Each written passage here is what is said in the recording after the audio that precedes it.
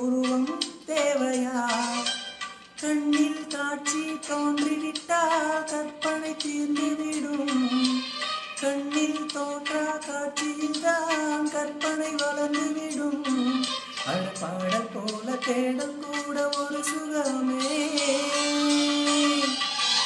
இசை பாடி வரும் இளம் காற்றுக்கு உருவமில்லை. காற்றலை இல்லை என்றால் ஒரு பாட்டொலி கேட்பதில்லை.